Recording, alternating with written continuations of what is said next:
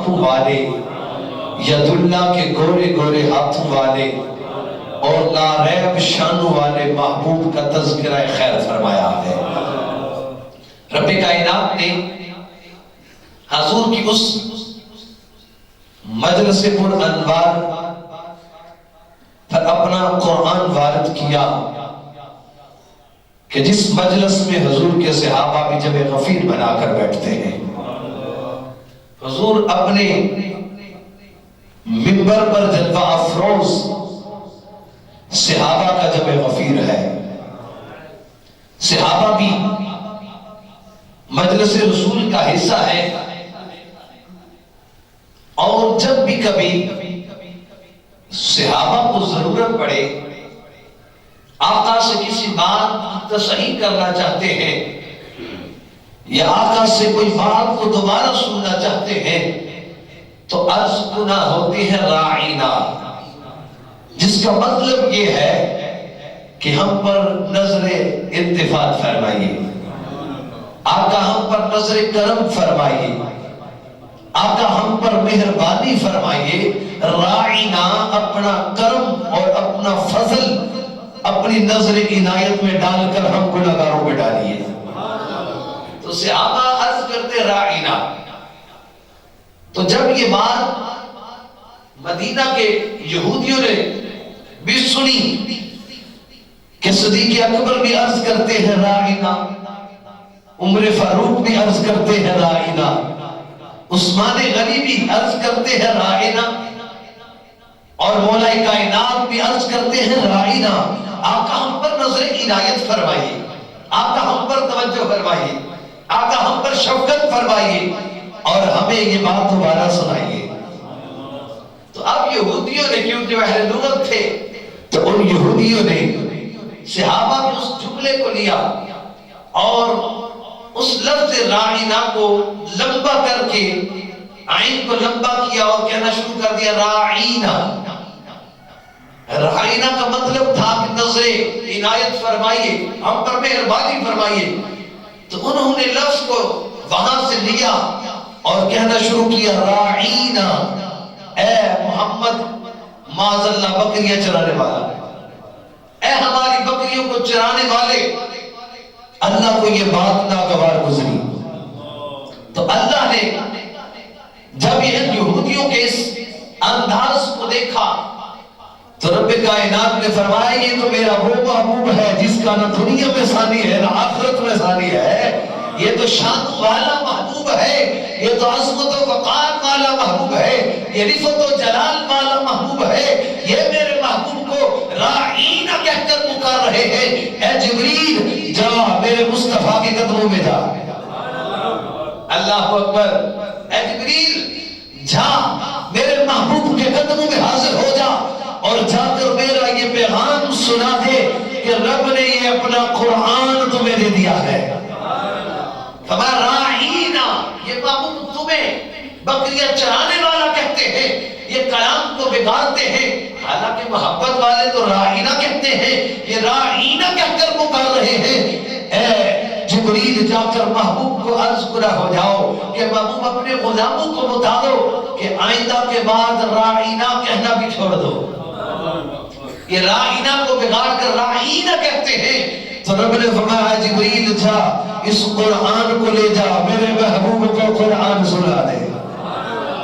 اللہ اکبر۔ اور پھر رب نے جو قرآن سنایا ذرا آپ کو سناؤ نا، سارے بولنا محبت سے۔ اللہ اکبر۔ رب کائنات نے اپنے محبوب کریم کی شان کو دوبارہ فرمایا، رب کائنات نے صدیق اکبر کی ادا کو بھی پسند فرمایا، عمر فاروق کی ادا کو بھی پسند فرمایا، عثمان غنی کی کلام کو بھی پسند فرمایا، مولا کائنات حیدر دربار کی کلام کو بھی پسند فرمایا۔ رب کائنات نے فرمایا اے میرے محبوب تیرے یہ سچے غلام تجھے راعینا کہہ کر پکارتے ہیں، اس لیے کہ تاکہ تو ان پر نظر عنایت فرمائے، تاکہ یہ تو اپنا قلم کو دوبارہ سنائے، تاکہ یہ تیری بات کو اور سے سنے۔ یہ پھر تمہارے ساتھ مخاطب ہونا چاہتے ہیں، لیکن یہ یہودی اے محبوب تیرے پیارے غلاموں کی بات کو بغار کر کہتے ہیں راعینا ہے بکریاں چرانے والوں، نادا جی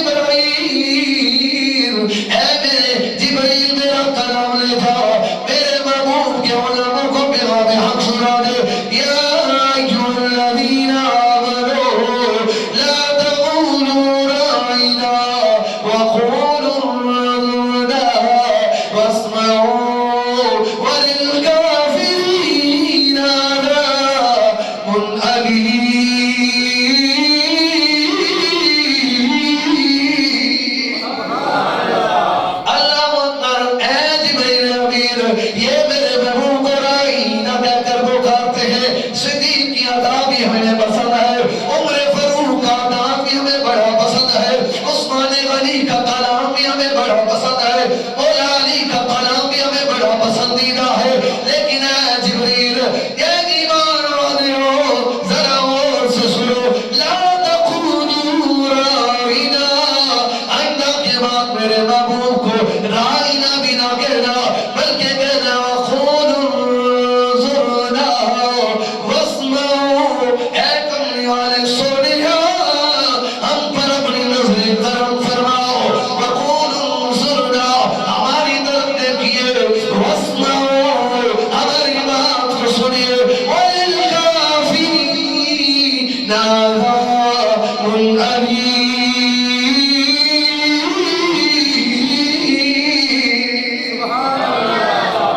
اللہ اکبر،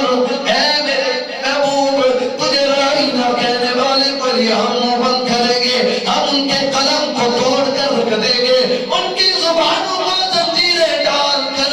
ہم یہ قیام حق پیام حق سنا دینا چاہتے ہیں، لا تقولوا راعنا،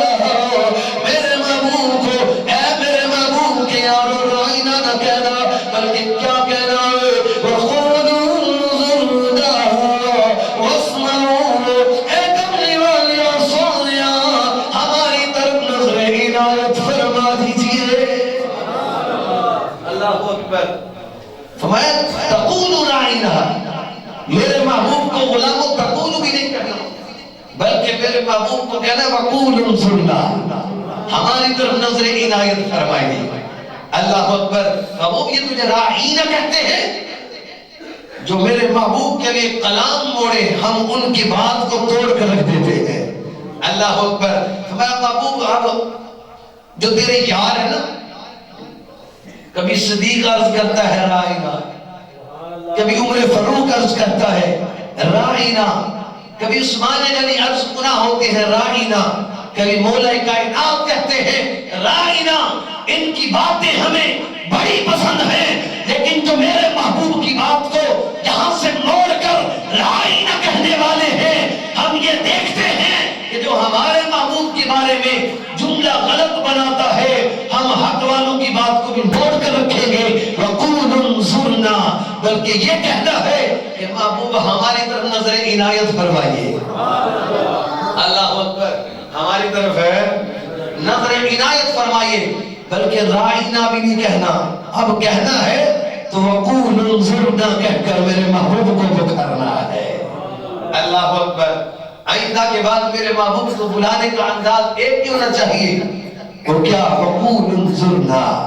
اب میں وَاسْمَعُوا، ایک ہوتا سَمِعَ يَسْمَعُ، جس کا مطلب ہوتا ہے بات کو سننا، کیا مطلب ہے یہ بات؟ ثلاثی مجرد کے جو ابواب ہیں اس کا مطلب یہ ہے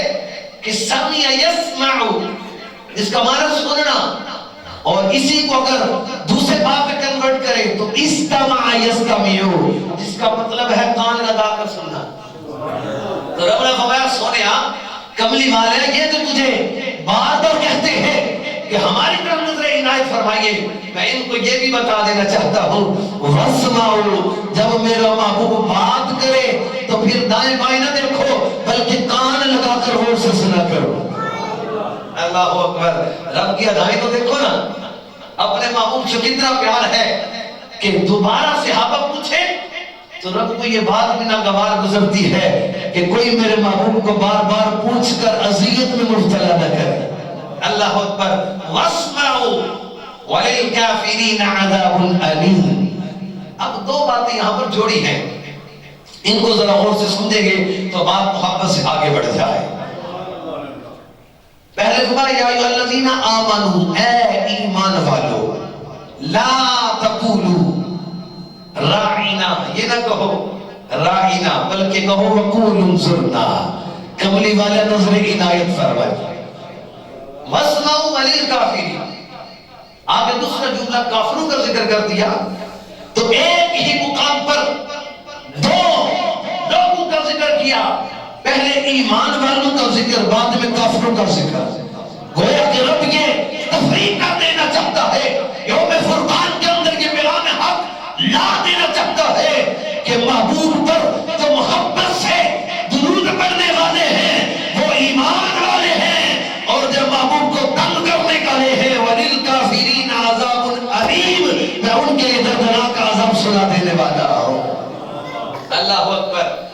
کہ رب کائنات نے بتایا تمہارا ایمان، تمہارا مرکز ایمان، تمہارا توحید ایمان، تمہارا حلافت رسالت ایمان، یہ سارے ایمان تمہارے اس وقت کامل ہوں گے جب تم اپنی جان سے بڑھ کر آمینہ کے لال سے محبت اور ادب کرو گے۔ گویا کہ ادب مصطفیٰ کا نام ہی ایمان ہے، اور جب ادب نہ رہا وَلِلْكَافِرِينَ عَذَابٌ عَلِيمٌ، ان کے لیے محبوب ہم نے دردناک عذاب تیار کر رکھا ہے۔ اللہ اکبر۔ اب آپ عزیز وقار میرے کریم آقا علیہ السلام پر جب یہودیوں نے یہ انداز باندھا تو رب کائنات نے پھر میں وقول انظرنا، محبوب ان سے کہہ دو اب رائنا بھی نہیں کہنا، اب کہنا وقول انظرنا، کملی والے نظر عنایت فرما۔ اللہ اکبر، نظر عنایت فرما۔ گویا کہ صحابہ کا یہ عقیدہ تھا، حضور کے غلاموں کا یہ عقیدہ ہے کہ حضور سے محبت اس قدر ہے کہ حضور کی طرف نظریں عنایت کے لیے بھی عرض گناہ ہوتے ہیں، وقول انظرنا، سونے ہم پر نظر عنایت فرما۔ ذرا آپ کی محبت ہو تو میں آپ کو ذرا ساتھ ملا کر پڑھوں، ذرا میرے ساتھ جڑ کر پڑھ گئے یا نبی